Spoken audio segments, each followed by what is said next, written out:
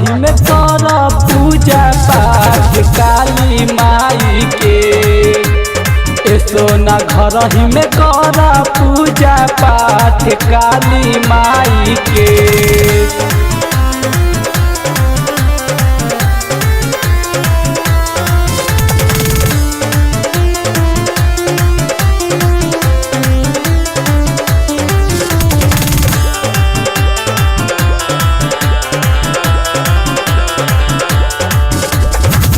बाहर चौरासी सीढ़ी कठिन चढ़ाई, चढ़े में पहाड़ धनी गोड़ थकी जाई।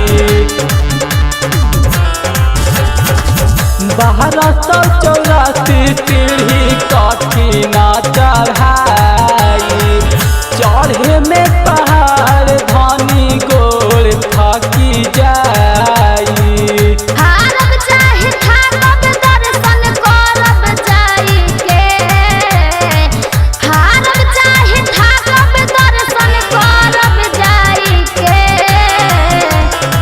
धनी घर ही में कर पूजा पाठ काली माई के।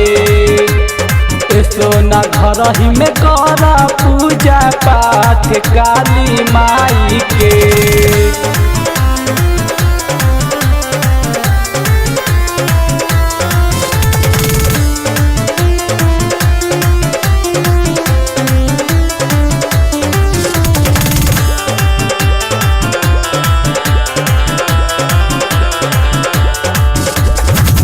बाटे माना गोरी तू बारू सुकवार हो, कहे आजाद रंजन बुझा बात हमार हो।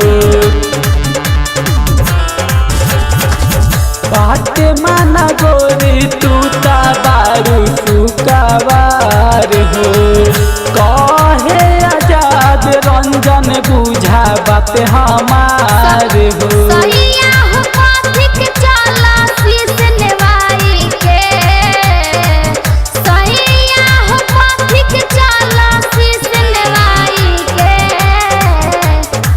धनी घर ही में कर पूजा पाठ काली माई के। सोना घर ही में कर पूजा पाठ काली माई के।